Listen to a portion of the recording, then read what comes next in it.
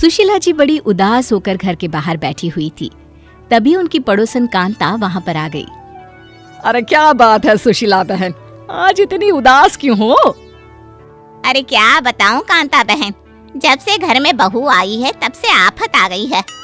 अरे ये आप क्या कह रही हैं? आप तो इतना खुश होकर अपने बेटे की शादी करके बहू घर लेकर आई थी। अब क्या हुआ? बहू ने कोई तमाशा खड़ा कर दिया क्या? नहीं नहीं बहन जी, तमाशा तो कोई खड़ा नहीं किया। फिर क्या बात है? क्या बहू ठीक से काम नहीं करती या फिर आपको उल्टे सीधे जवाब देती है?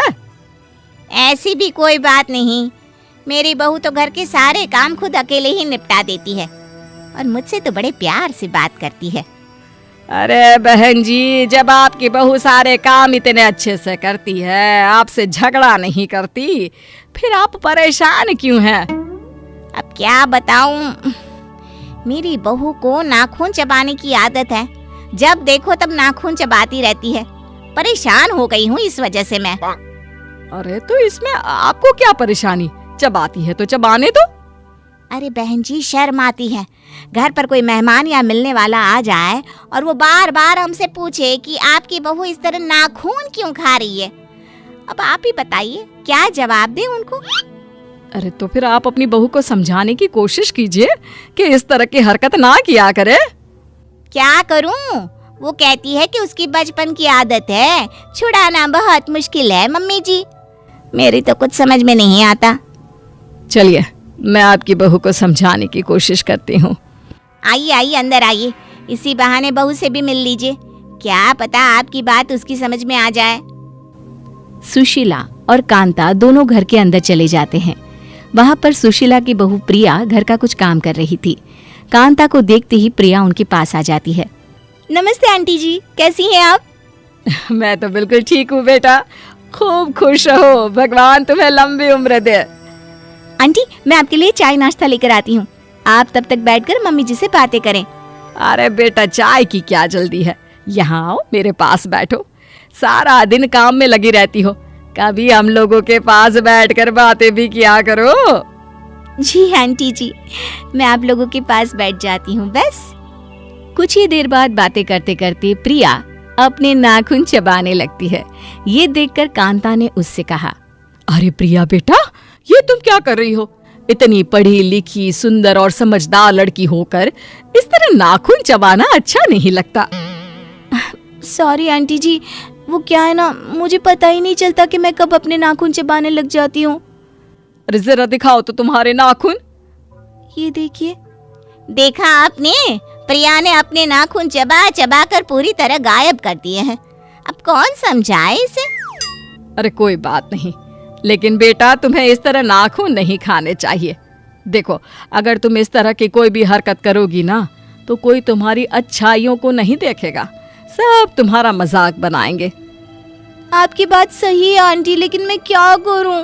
मेरा अपनी इस आदत पर बिल्कुल कंट्रोल नहीं है।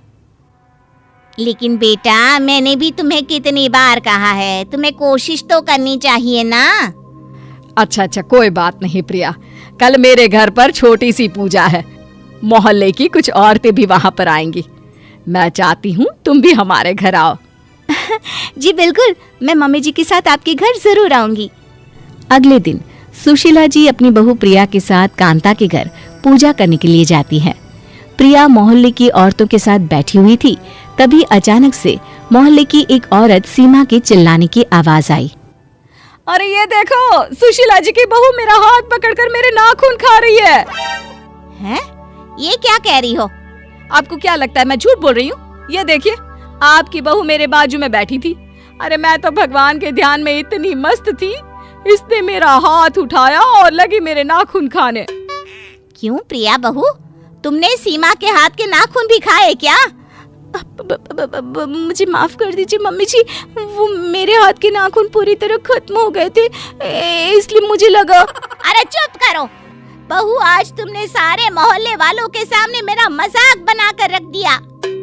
अरे प्रिया बेटा, मैंने तुम्हें कल ही तो समझाया था कि तुम्हें इस तरह की हरकत नहीं करनी चाहिए। इसमें मेरी कोई गलती नहीं है, मुझे पता ही नहीं चला कि अपने नाखून खाते खाते कब मैं सीमा आंटी के नाखून चबाने लग गई। अरे कैसी पागल बहू है आपकी, इसका कुछ इलाज क्यों नहीं करवाते? अरे ऐसा भी कोई होता है क्या? इंसान अपने नाखून छोड़कर बाजू वाले के नाखून चबाने लगे। सीमा की बात सुनकर मोहल्ले की सारी औरतें हंसने लग जाती है। ये देखकर सुशीला जी को बिल्कुल अच्छा नहीं लगता और वो प्रिया पर नाराज होती है और उसे घर ले आती है। पूरे मोहल्ले के सामने आज तुमने हमारा मजाक बनवा कर रख दिया। मम्मी जी मुझे माफ कर दीजिए, मुझसे बहुत बड़ी गलती हो गई।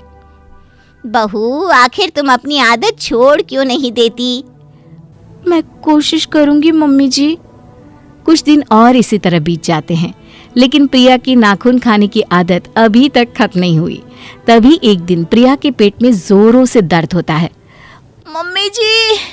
मम्मी जी मेरे पेट में बहुत जोर से दर्द हो रहा है। अरे क्या हुआ? कुछ देर पहले तक तो तुम बिल्कुल ठीक थी। पता नहीं मम्मी जी, बहुत दर्द हो रहा है, मुझे डॉक्टर के पास ले चलिए ना। अच्छा ठीक है, मैं तुम्हें डॉक्टर के पास ले चलती हूँ। सुशीला जी, आपकी बहू के पेट में नाखूनों का गुच्छा बन गया है और इसे ऑपरेशन से ही बाहर निकाला जा सकता है। क्या ऑपरेशन? ये क्या कह रहे हैं आप डॉक्टर साहब? मुझे ऑपरेशन से बहुत डर लगता है।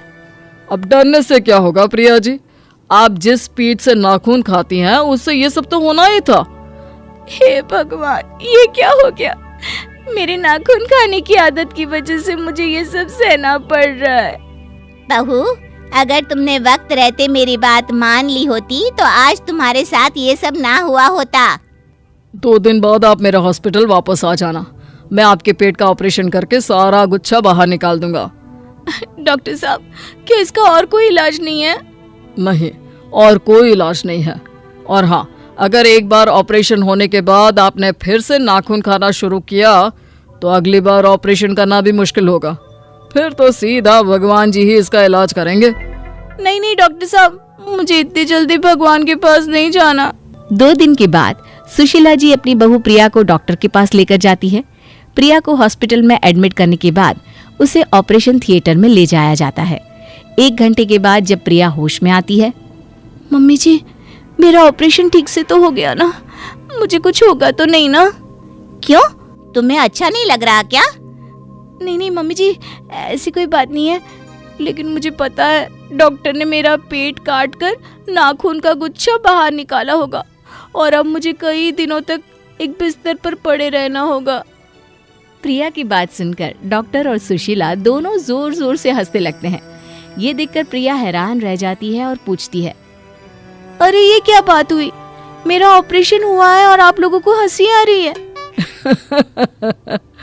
नहीं प्रिया जी, आपका कोई ऑपरेशन नहीं हुआ है। हाँ, तो फिर मैं बेहोश क्यों थी और मुझे हॉस्पिटल में एडमिट क्यों किया गया? तुम्हें डराने के लिए, और किस लिए? इतनी बार तुम्हें समझाया कि तुम्हें नाखून नहीं खाने चाहिए, लेकिन तुम्हें समझ में ही नहीं आता था। मुझे लगा कि यही एक सही तरीका है। लेकिन उस दिन पे तो डॉक्टर साहब ने कहा था कि मेरे पेट में दर्द नाखूनों की गुच्छी की वजह से है।